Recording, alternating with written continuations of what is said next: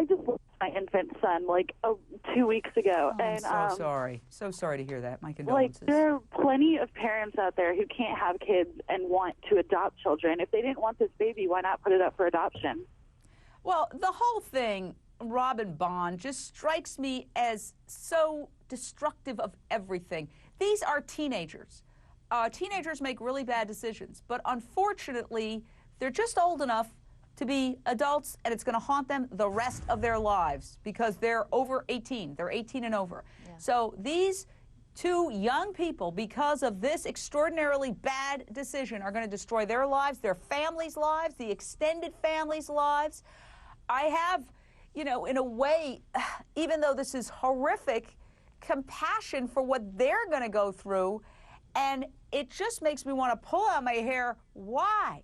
Didn't they realize that they were doing the most destructive and self-destructive thing you could possibly do?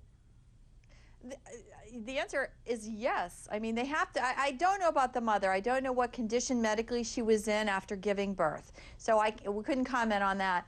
But she at least knew that the father had abandoned this child somewhere in a trash bin, which is, you know, every bit as bad as putting him in a storm drain.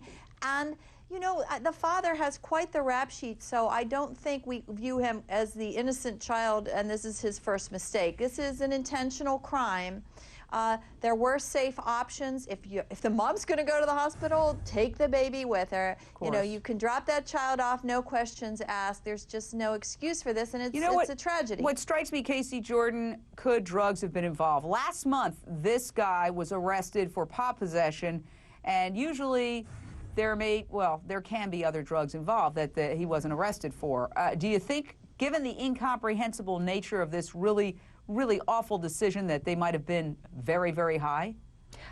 Anything is possible. I mean, where there's smoke, there's fire. If he's involved with drugs, he might have been under the influence at the time. And we have to ask ourselves, you know, so far we have a statement from him, but not the mother. You have to ask yourself, what was her state of mind? I'm glad that was pointed out, because we don't know if she's a victim of domestic violence or coercion.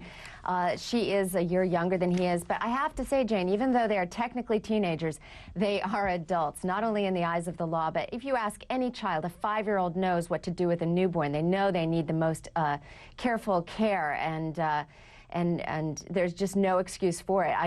I can see that you feel compassion if they feel guilt down the road, but I don't think they might. It's just, they had 9 months to figure this out.